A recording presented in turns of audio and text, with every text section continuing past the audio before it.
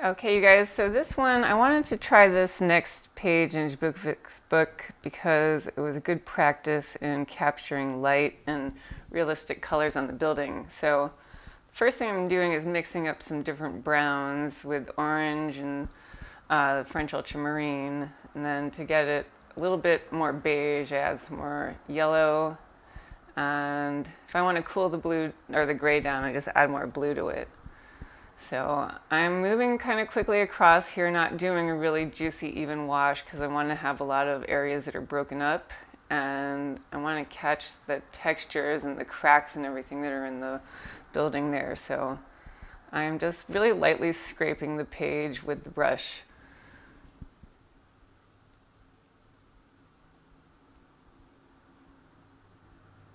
And I'm painting over most of the things here. I can come back with the darks later.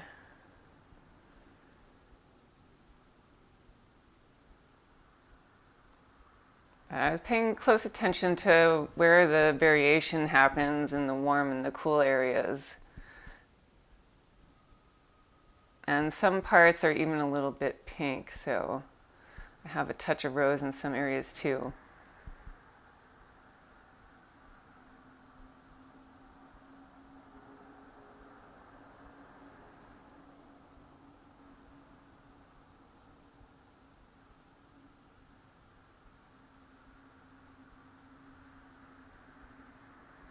So I'm painting around these awnings.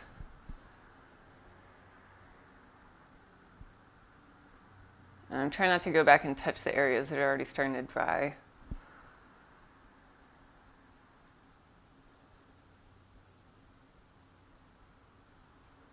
So I'm going around the awnings, going around the scooter.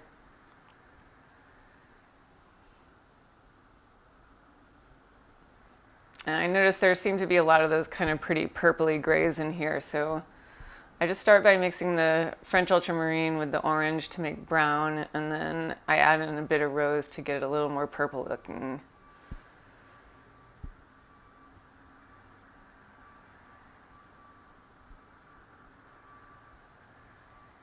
So here I'm going back to a warmer shade, so I'm adding in more orange.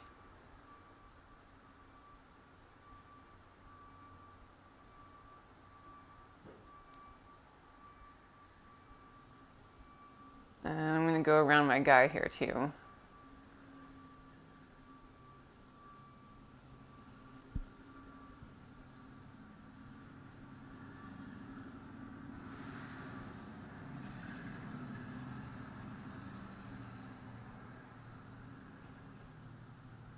So now as I come down here by the road, I want to get that kind of purpley gray again, and then it'll have some areas in the foreground that are even more blue.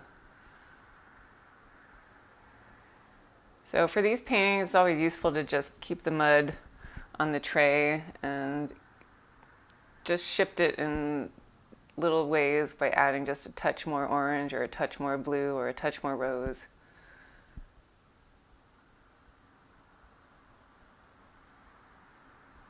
So now there's that extra blue for the foreground. And that gives a nice sense of depth. And then I'm just going to lift out a little bit for that line next to the curb. I don't want that line to be too harsh, so I'm keeping it soft. And then the sign, that's kind of a muddied down cadmium red here. So if you add the French ultramarine to the cadmium red, that will automatically dull it down because it's a warm red and a cool blue. And they will sort of cancel each other out. Get some gray in there.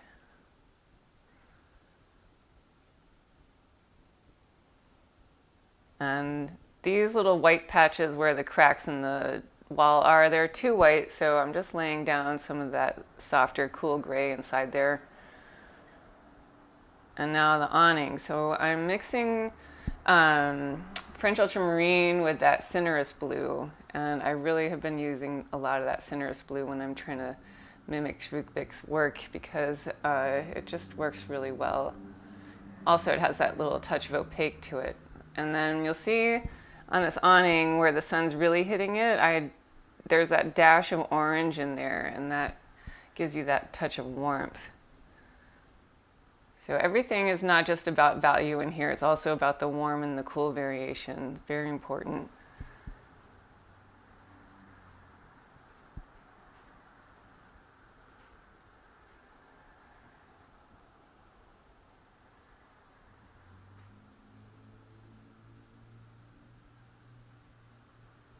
So I make sure that the side that's hanging over is a bit darker than the top part that's hot, getting hit by the sun.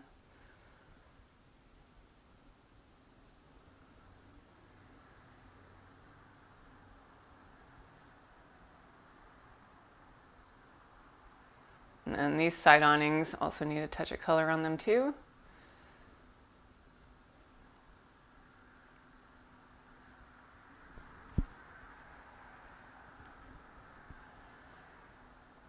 So I'm just going to go straight into working on this guy now, and I usually start with kind of a muddy orange face.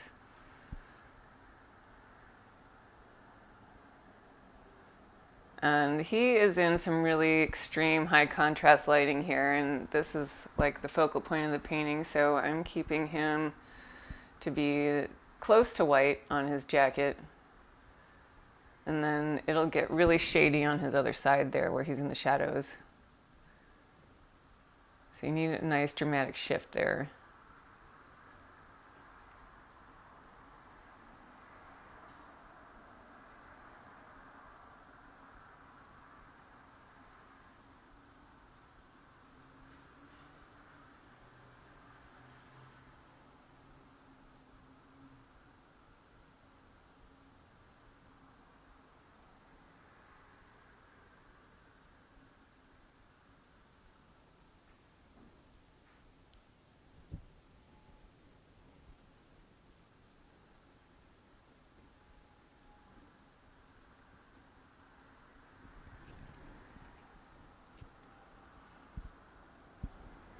So it took me a little while to play around with him and get the values right.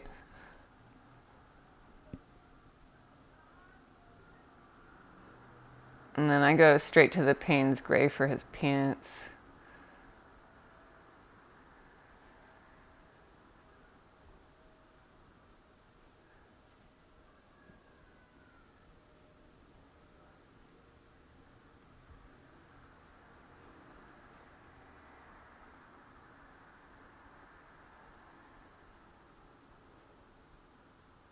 So his pants, kind of watered some down a little bit and use even a touch of that Cinereous blue in there for that bit of opaque, and then I'll dash in really dark darks on top of it so that you have those little subtle shifts in those dark values.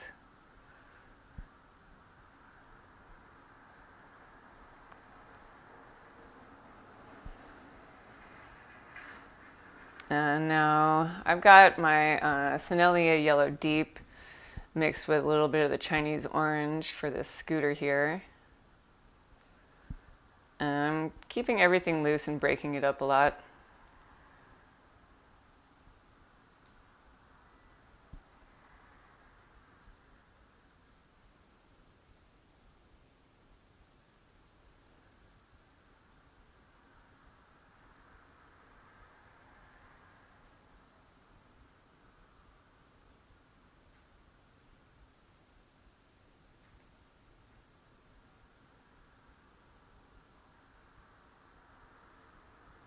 And now the archway.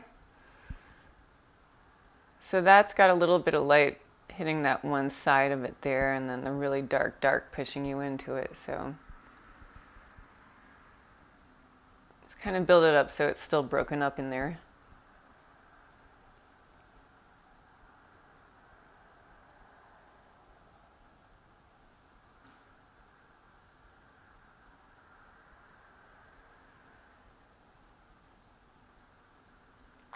And now a lot of the detail on the walls is all a lot of dry brush scraping.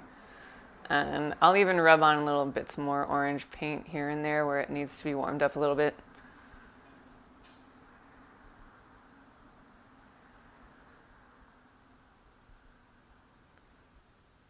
But this dry brush technique is great for the textures in the building, the concrete. It gives it a very natural look.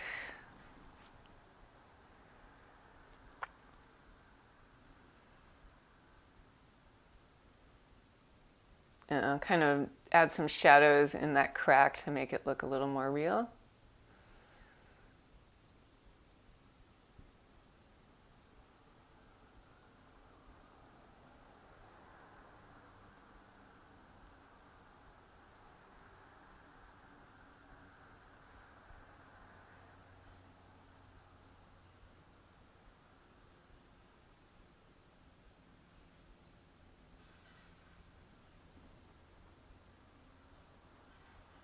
On the lettering, I'm trying to hold the brush near the end so that the letters are a little wiggly to keep up with the looseness of the whole look.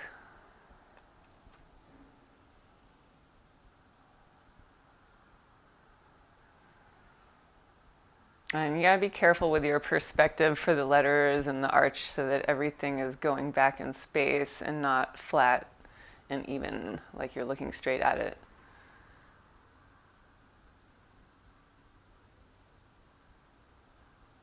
And there's lots of wires and things sticking out off the side of the buildings here.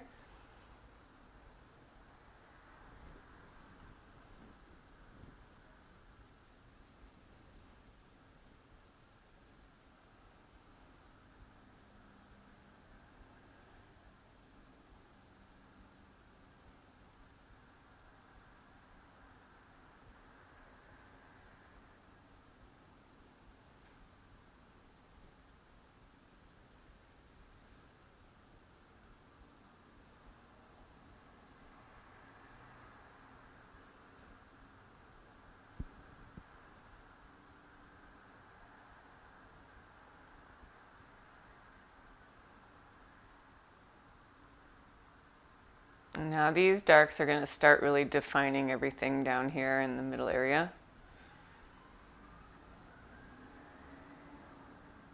I'm going to be doing nice shadow shapes and carving out those subjects.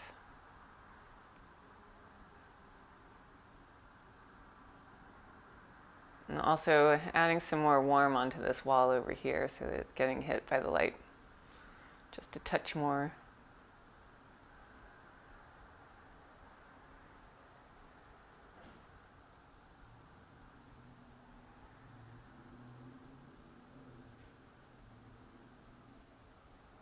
And then I'll put some sort of soft purpley dark shadows on top of it.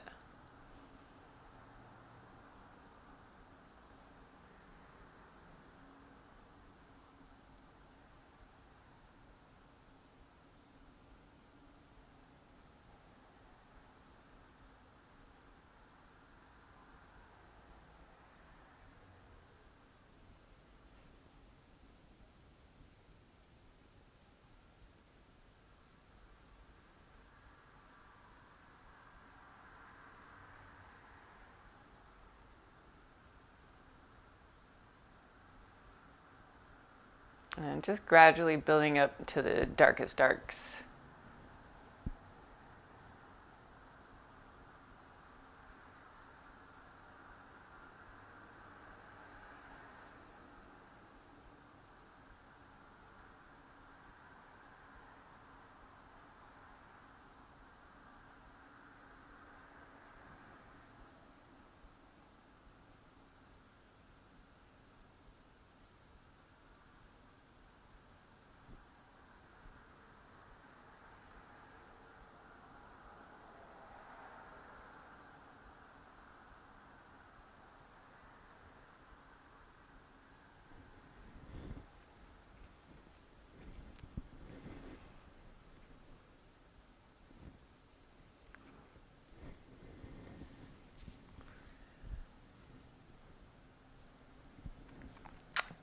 So there now, he's starting to really come in nicely now. The darks, I'm going to kind of blend in a little bit so you have a little bit of that lost and found going on in there.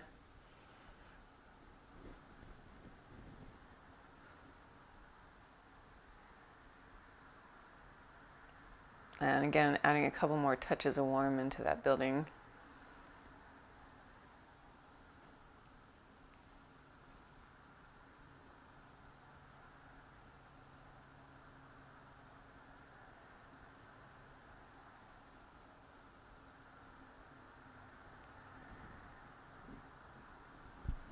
So you see these shadows all have some variation. I'm only using the straight Payne's gray where it needs the darkest darks, and then in the areas where it's a little bit lighter, I mix in some rose and that Cinereous blue so that it's got some nice purples in the darks too.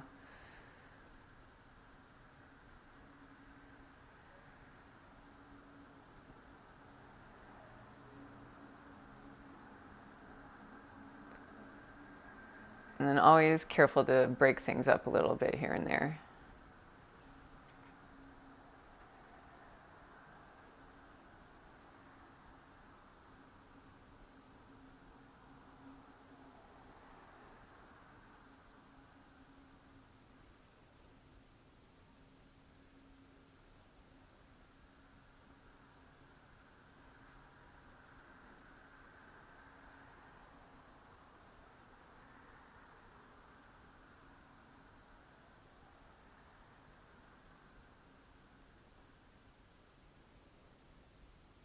So now I gotta just give this scooter some definition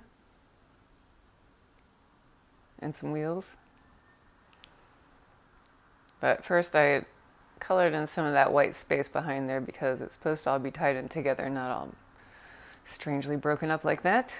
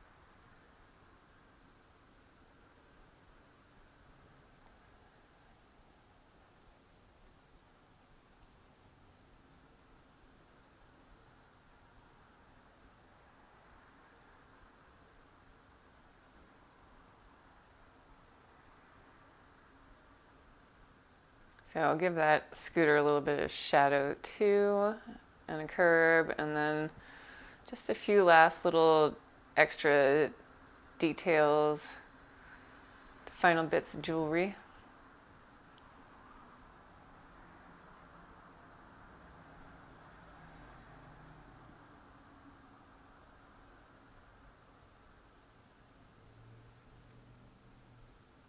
And important to get that shadow on him just right so that he is very dramatic.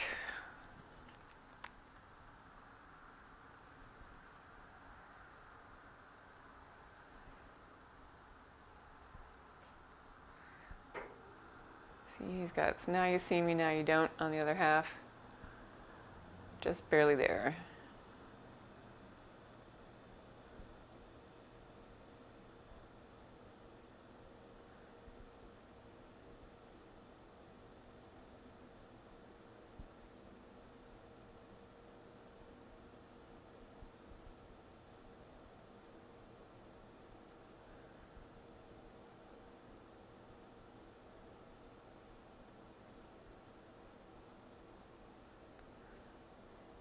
And we got the light fixture up here. It's a little overworked on my iron there, but that's all right.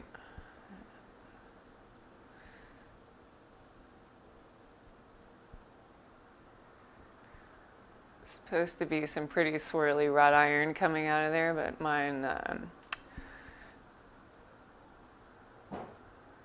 got a little lost. And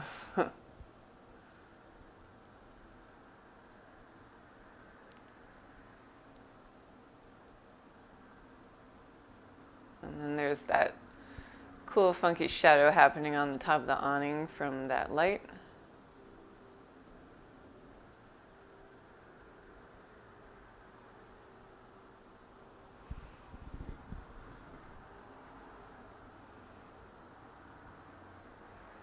And I add just a touch of the cadmium red to those letters to pop them a little bit more.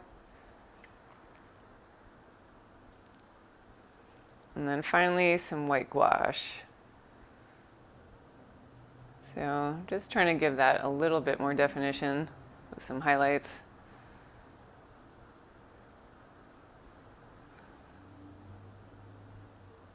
And I'm sneaking my name in over here on the lettering on the side.